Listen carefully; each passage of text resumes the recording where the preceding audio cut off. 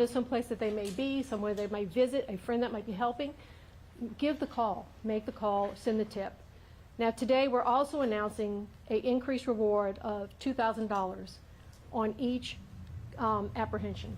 So if there are 9 individuals that we're looking for, that's $2,000 on each of the 9 individuals. You have to go through Crime Stoppers. We asked you to come through Crime Stoppers because we're going to keep you anonymous. That's the trusted program, that's the way that we operate. But know that the reward is there if your information leads to the apprehension, and that will come from law enforcement. Thank you.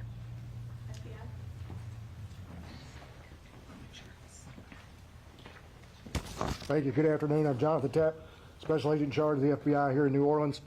FBI New Orleans has a command post up and running to help search for the escaped inmates. We are offering a reward of up to $5,000 for information leading to the arrest of any of these escaped inmates.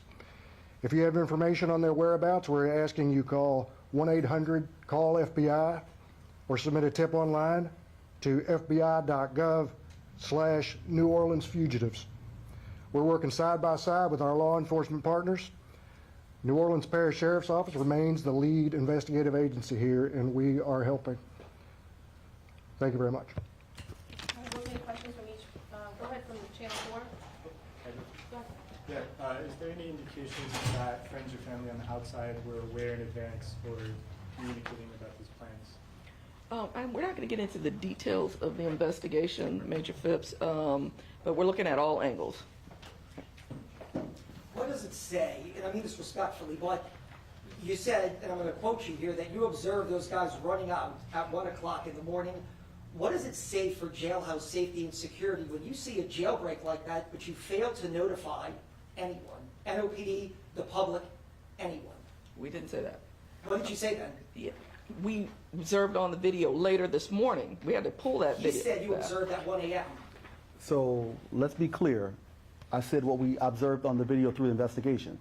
So yes, when they looked at the video this morning after the staff realized they were gone, my investigators found that at 1 a.m. that's what happened. So no one was watching live video all night at the jail?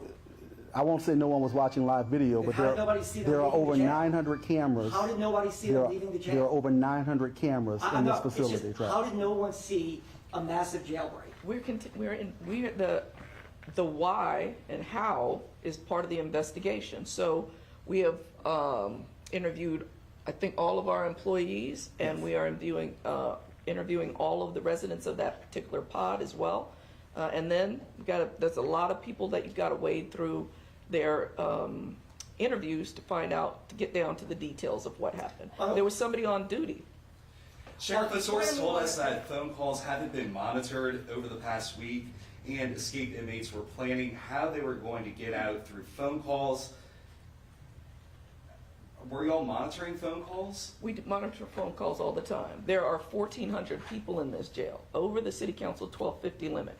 So can you monitor every single person every day? No, we don't have the bodies to do that. But we do monitor, and we rely on tips, and we have an intelligence unit that monitors what's going on in the jail. There's a lot of things at any given time going on. But it's your job to monitor every single person in this facility every day.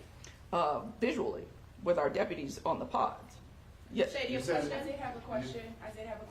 The former sheriff, Marlon Gusman, he disputes the claims that there were a lot of issues here at the facility after he left. Do you stand by your statement about the issues with it? And also, we learned that you have a $14 million fund balance.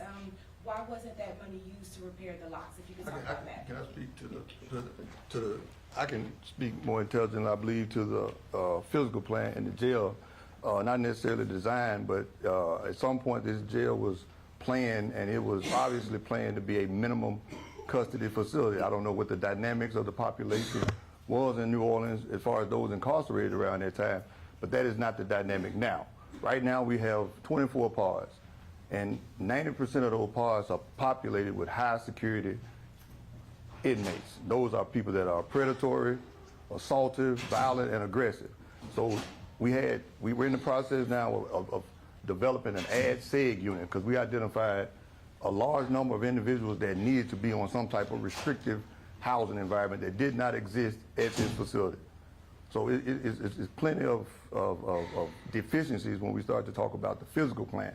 So it's not correct to say that those things didn't exist because, I mean, they're prevalent. This Talking about the maintenance of David the, Hammer? This jail opened in David Hammer? 2015, and in 2022, they never had a jailbreak, so when you say it's not built for that, or Well, it's not ready, you got to think about. They never had a jailbreak from 2015 to 2022 You got to think like about. The this. sheriff says that all the time. She talks about the 83% recidivism rate. So you got people in and out of here all the time. So they've been here and You know the just said place. this is a minimum- No. I said Let him answer the that when you started talking, I said it was built. Had to be built for a minimum. So you started They had talking. maximum You had security you inmates in you here started from talking about. 2015 to You started 2022. talking about locks. I don't know of a max security inmate. Right now they had an objective classification system in place. I don't know if that was in place to identify properly if there were max security. It may have been everybody clumped together. We know now, based on our objective criteria, that we do have people that are classified at a higher security level than what this particular facility was built for.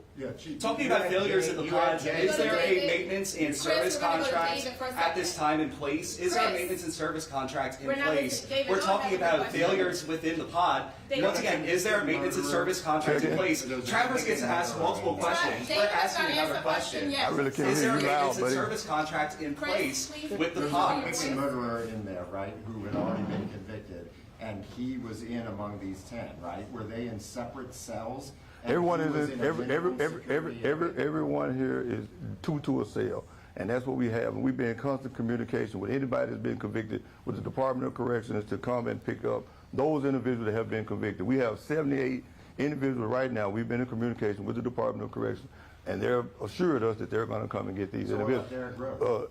I'm not familiar with Derrick Rose if he's been sentenced. I know he's been here for a long period of time. So if he's been recently sentenced, that's great. He would have been on our list. He may be aware of that. He'll be on our list to go to the Department of Corrections. But the Department of Corrections and Public Safety have worked with us to move several inmates that have been sentenced. They come twice a week.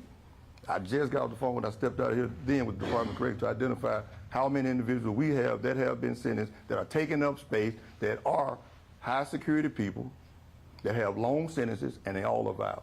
And what's being Talking done to about protect the- witnesses talking about the difference- in that case? Is there something being done to protect the witnesses who testified against him? I deal with the jail, so there'll be someone. That's what Captain Benzo addressed Yeah. earlier. All those have been in contact. Talking about the Go ahead, Chris. talking about the pods and the deteriorating conditions, is there a maintenance and service contract in place to make repairs? And we're also hearing that critical cameras were down for weeks.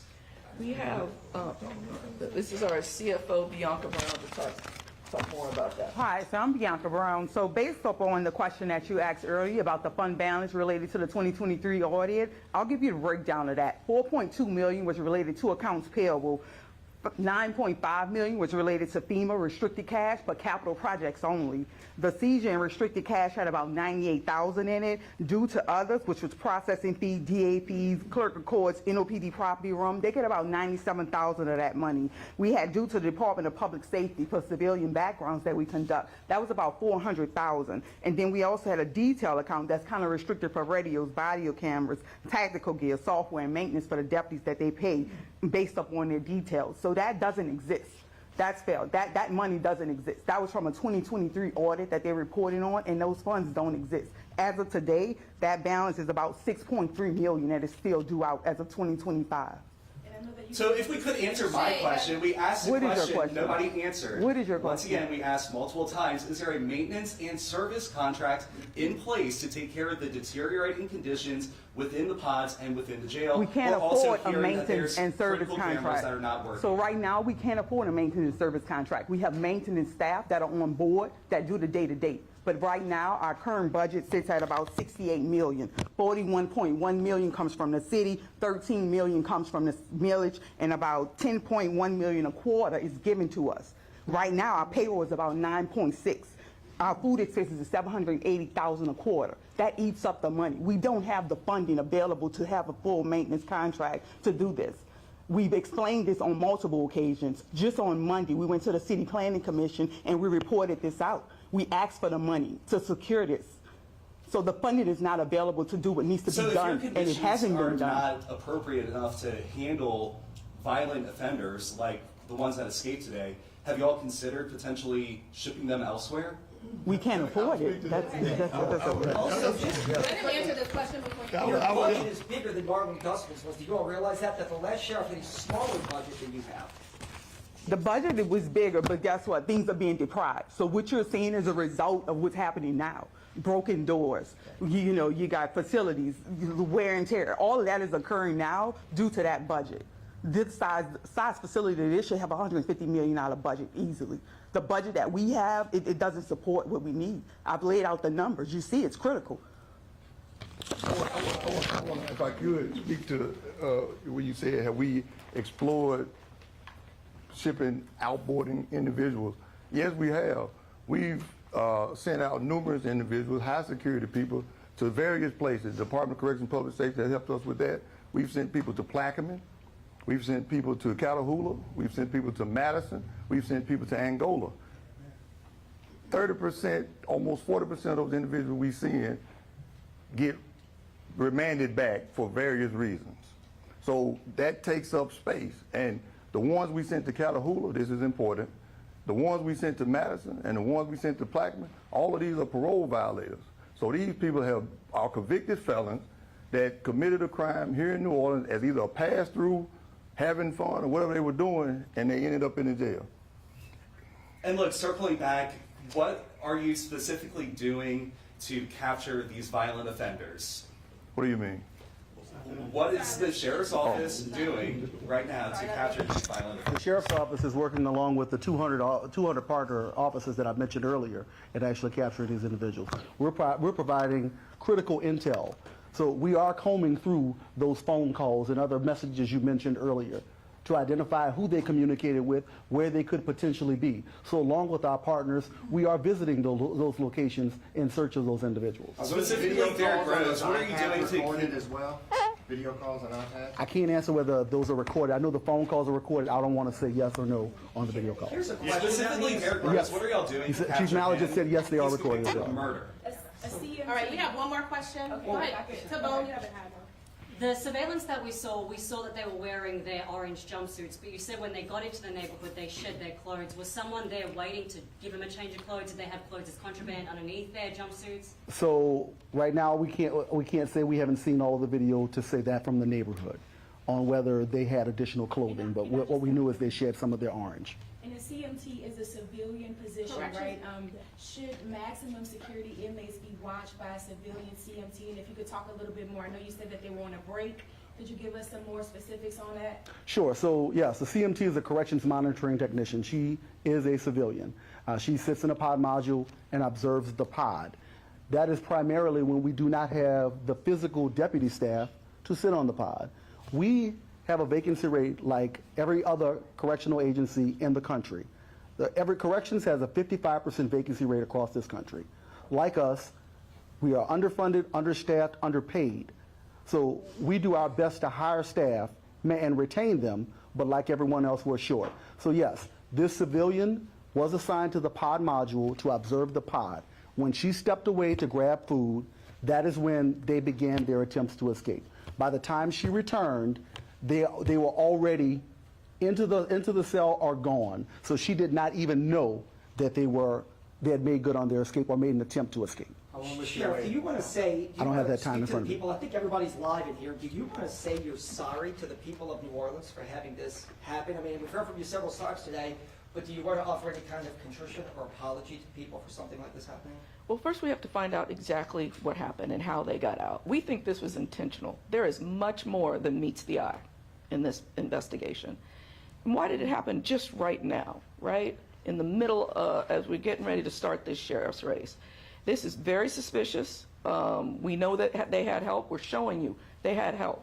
This was coordinated. There's much more than meets the eye. When I have enough information, I'll be glad to talk to the community about my issues or what I need, anything I may need to apologize for. But what I'm telling you, I'm not finished. But what I'm telling you, this is a public safety issue first and foremost. There's much more than meets the eye. We are digging, and we are not going to stop. Sheriff, what are y'all doing tonight to make sure that your facility is safe? What is OPSO doing tonight to make sure that this facility is safe and that no one else can escape? Once again, Sheriff.